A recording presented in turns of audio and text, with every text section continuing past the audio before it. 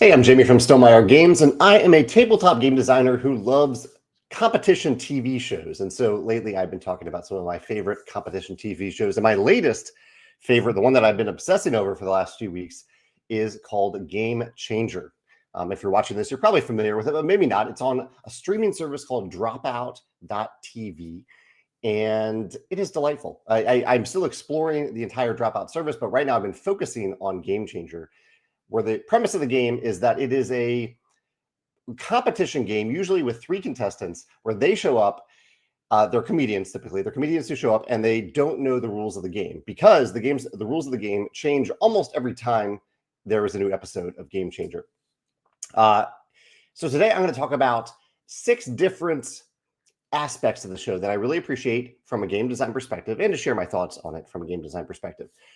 So let's start with number 6. So this is roughly in order of how much I appreciate different aspects of the show. And overall, really, I love the show. I've loved almost every episode that I've watched so far, and I'm watching them in reverse chronological order. So I started with season 7, which is airing right now, and I went back to season 6. I'm working through 5 right now. So one of the core beats of the show is the use of repetition versus escalation. There are many episodes, including some examples of this are Beat the Buzzer and You-lypmics, where you see different elements of repetition and escalation. For example, Beat the Buzzer, I thought, was a really interesting concept that felt to me like it dragged on a little bit too long. The idea behind the show was that each of the three contestants had a buzzer that they needed to use to buzz in to answer a trivia question, typically a very simple trivia question. But the buzzers stopped working. This was the hook of the show. The buzzers quickly stopped working, and the contestants had to race around the studio and around the studio lot to find the functional buzzer for that given question. And they were hidden in a really vast variety of interesting ways. However, in my opinion, it became repetitive because there was no escalation. The contestants weren't really learning much new information about where buzzers could be hidden. Like at first they were hidden in plain sight. They had to go beyond the hidden in plain sight to find the more buzzers. But for the most part, it was just find a buzzer, then race back to this podiums, and then find another buzzer, or find the current functional buzzer and do it again. So that repetition, I thought, made the episode feel like it was going on longer than it should have. This is in contrast to escalation, and escalation is used in the You-lypmics episode of Game Changer. In You-lypmics, 3 contestants show up and participate in I would say a variety, but it's really like maybe 6 or 7 different challenges, some physical, some mental. And then they are sent home, and they think that they need to then come back and film that episode again. Or maybe they already even told. I think maybe they're told that episode is complete. They come back a few days later, and they need to compete in those same exact challenges. But the twist is that they are not competing against each other. They're competing against the past version of themselves. So they do the same challenges, trying to do better than how they did a few days before that. And then the final twist, I'm revealing some spoilers about these episodes, but they're still very entertaining to watch because the comedians are very funny. The host is very wonderful as well, Sam Reich.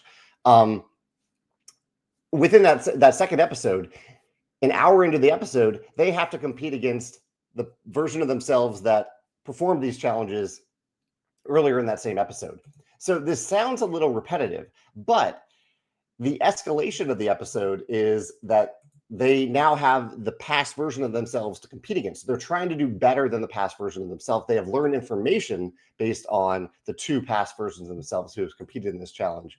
So while it is repetitive, they have this sense of escalation. So I think this is a great use of game design to not just repeat the same thing, but have a sense of progression and escalation that works really well in Game Changer. So I like those episodes of Game Changer where there is a sense of escalation, even when there is repetition. That is number 6. Number 5 is just a general compliment towards the behind the scenes episode and the set design. The 2 are combined with one another. So something that Game Changer started to do, I believe in season 6, is that they'll air an episode, and then the following week they'll air a behind the scenes look at that episode, which is, in my opinion, just as fascinating as the episode itself. I'm guessing those get less views in general than the main episode, but it's really neat to see all the effort that went into making these episodes work. I love that sneak peek behind the curtain. And in doing so, you get to see how much effort goes into planning these episodes and goes into the set design of these episodes. The set design, the entire crew is really incredible at making these episodes come together seamlessly. And 2 episodes that came to mind for this topic were Escape the Greenroom and Deja Vu. In Escape the Greenroom, the contestants are hanging out in this room where they're just hanging out before they think the episode is going to start. And then they get locked in that room, escape room style. And they have to complete a variety of puzzles within that room to escape that room. It's a really neat twist on an episode that the comedian contestants fully embrace in some really, really clever ways. And the set design of that episode is that there are a number of things within this green room that are essentially breakable, that they've designed like a guitar that looks like a guitar, but really it is just a vessel to hold a clue for this challenge. Set design I thought was incredible in that. In Deja Vu, it's an episode where again, it's one that comes down to repetition to a certain extent. It is a time loop episode where the contestants do a few different challenges, and then the host accidentally kicks a camera, and they decide they need to reset and do the episode over again. And so they do it again, but this time, and this episode in particular, like the questions that they ask, the challenges that they give the contestants are impossible for them to complete the first time. They're incredibly difficult. And so they get to take this knowledge into the second episode, which is filmed the same day, and do it again, and then do it again. And there are little things that, like the difference between a roguelike game and a roguelite game is that there are certain things that carry over from challenge to challenge. For example, they are gaining these boxes that help them reach something that they need to reach. They are solving an increasingly difficult formula that relies on knowledge of the past formula. It's a really, really clever time loop episode. But I thought there are a number of, again, elements of set design that are really, really clever, including the actual camera that gets kicked is not an actual camera. But it looks like one at first. Like you the first time you see it kicked, you're like, oh shoot, he just really kicked that camera. That is a problem. But it is just a fake camera, and the camera gets more and more patched together the more the episode goes on. So Escape the Green Room and Deja Vu, I thought, were great examples of showing all the effort that goes into making these episodes work behind the scenes and in terms of set design. At number 4, and generally, really, I love the show. This is generally just me complimenting the cast and things that come together, aspects of the show that come together to make the show work so well. And number 4 is the cast themselves, the contestants. There are many repeat contestants, but there are also some new contestants that show up from time to time. These are often comedians that are associated with different shows on Dropout. And if you're familiar with the YouTube channel College Humor became Dropout due to some buyouts over time and some things that happened. So if you watch College Humor, you'll recognize a lot of the people who are now on Dropout. Also, Dimension 20 is now part of Dropout as well. I think that existed before Dropout. I think I could be wrong about that. But the cast is wonderful. They're very funny and very different types of humor. They are, even though they're competing against one another, they are truly supportive of one another in a way that is really neat to see on a competition show. They're very genuine. Like, they're, as funny as the show is, there are a number of truly heartfelt moments. And there are even episodes that are built around specific players, where they'll do an episode for a specific contestant, perhaps related to something that's happening in their life. And one example where I think the cast really came together in a truly amazing way was the premiere episode of season 7, which was called 1 Year Later. At the end of season 6, 3 contestants were given a number of challenges to compete over the course of the following year. And episode 1 of season 7 is about them showing what they did to complete these challenges. They are challenges that needed to happen outside of the studio, and they're just really creative challenges, and the way that the cast completes those challenges I thought was pretty incredible. And in doing so, the focus wasn't on outdoing each other. It was on, really, they kept talking, they were very complimentary of each other and very supportive of each other in doing these challenges, and in showing each other what they completed. They are genuinely laughing at each other, or laughing with each other, and supporting each other. So I just love who they've chosen for the cast. I think casting is so important in these types of shows. So that is the cast at number 4. Number 3 is also related to the cast. And this is there are pros and cons to this. There are many aspects of the show that end up being somewhat inside jokes about the cast. And they're inside jokes in that if you have watched other episodes with these cast members, you will understand the jokes. But if you haven't watched them, if you just drop it on a random episode of Game Changer, you will quickly feel like you know these contestants, but there's definitely some humor happening where if you haven't watched them on previous episodes, you just won't get the jokes as much. And I'm experiencing this as someone who did watch some of College Humor, but hasn't watched it in a long time and is now new to drop out. Some examples of this and are so one is the episode called Ratfish. It was a two episode arc that plays on the show The Circle, I think there were 6 different cast members, each of which were placed in a room where they had to pretend they were someone else, and they're trying to guess who is who. Really, a lot of the humor around this episode is based on what those people know about each other and what you might know about these cast members if you have watched previous episodes. So I thought it worked in some ways, but it was something that I kind of put on in the background because there were so many little nods to aspects of these people that I don't know all that well. At the same time, I like I said in the previous comment, step 4, I like these people. They seem very likable, and so I'm enjoying watching them and getting to know them better through the episodes. The other example of this is the episode Second Place. And this is actually an episode where I think it works fairly well. In Second Place, it's an episode about trying to finish second in each of the challenges presented to the contestants. And there's one particular contestant, one of the more famous contestants, I think, Brennan Lee Mulligan, who is, at least the persona he plays on these shows, is that he is very competitive. And that is something that you wouldn't know unless you watched multiple episodes of the show. But in this episode, you see how much he struggles with the idea of trying to finish second instead of trying to finish first in a challenge. But I think he plays it well because he is very vocal about that. He is essentially saying that he just says while he's playing, I am going to play this competitively. I am going to play this to finish in first place, not second place. So you get to know this character because of how vocal they are. He's almost explaining who he is through this episode, which I think is a way that it can work. So pros and cons to this idea of inside jokes about the cast.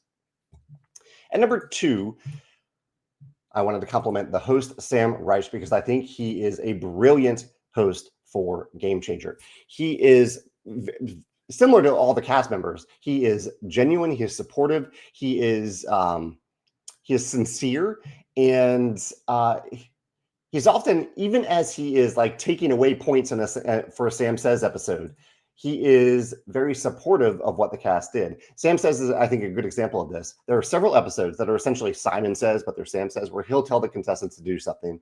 And oftentimes the contestants will do something incredible. And then he'll have to remind them that he didn't say Sam Says, and so they shouldn't have done that thing. But even as he does that, he says it in a very kind, sincere way. Where he'll compliment the thing that they did, or the answer that they gave, or the performance that they gave. And then he'll say, but unfortunately, I have to take away a point because I didn't say Sam Says. So he's definitely consistent with the game, but he is also supportive of these contestants. And Sam Reich, I believe, is also the owner of Dropout. And so it's an interesting position for him to be in where in liking Sam and the way he is on Game Changer, I like Dropout more because of more and more as I watch it, because I want to be supportive of these wonderful people. And so I just think every aspect of Sam as the host of Game Changer is fantastic. Also, probably a fairly difficult episode for him to film was the Earnest-est episode. So the idea behind this episode was that the contestants they had to be earnest, they had to be sincere. And so normally the contestants do little bits and jokes and things like that when they're answering questions. In this episode, they had to sincerely answer a series of questions that were set up for them to do bits about, and instead they had to give a very sincere answer. And I think this was probably an interesting challenge for the host because some of the answers were geared around him, and he just had to be equally sincere and earnest as they were giving their sincere, earnest answers. So that is Sam as the host. The final point that I'd like to make about the show is, so I mentioned how the rules of the show change in every episode, But I think the best episodes of Game Changer are play upon the idea that the contestants don't know the rules and that they are learning as they go. So not only is there a sense of escalation and progression and discovery, but actually, I'll use that word, but there is a sense of discovery for the contestants as they are learning more and more about what the rules are for this given episode. And I think on top of that, if you want to add another layer to the best episodes, and I'll mention my favorite in a second, is when you as the viewer are also learning throughout the episode, not just at the very beginning, but throughout the episode, what the rules are and what the contestants can use to their advantage increasingly as they compete. And I think the best example of this that I've seen so far is the bingo episode. And if you're sold on everything I've said so far and you don't want to spoil the bingo episode and you're going to go watch it, stop watching this video and go watch it, because I really think it is a brilliant example of it. If not, though, I'm happy to describe it. The three contestants have a big bingo card filled with numbers, as you see on bingo cards. And the host asked them a question, trivia style questions, and they answer the question, or they do the thing that the host asked them to do. And then if they got it correct, or he likes what they did, he awards them a random bingo ball with a number on it. And all contestants who have that number on their charts get to stamp it off. And if they get bingo, they win. So you watch this for a few minutes, and it's funny, it's interesting. They're doing the funny bits and things that they do, and you think that's going to be the whole episode. And then the show starts to hint that something else is going on. And a few minutes into the episode, you see that there are actually 3 other contestants in a different room with their own bingo cards. And each of them is aligned with one of the contestants that's on the soundstage at that time. And their goal is to try to get the contestants, the main contestants, to do certain things, to say certain things, to act in certain ways. That's what's on their bingo cards. And they get to stamp those off if they can get those contestants to do those things. And they're doing that because they are essentially creating the questions that the contestants are answering. The questions are somewhat pre-written, but then they're filling in the blank with something and trying to manipulate the contestants to do a certain thing. And you watch that and you're like, oh, while I was watching that, I was like, wow, this is really clever. This is a game within a game. This is fascinating. And then you start to notice that the PAs, the personal assistants, interacting with these 3 behind the scenes contestants are acting a little strange. They're making some requests during a time that's fairly stressful for these 3 people who are trying to listen to the contestants on the soundstage.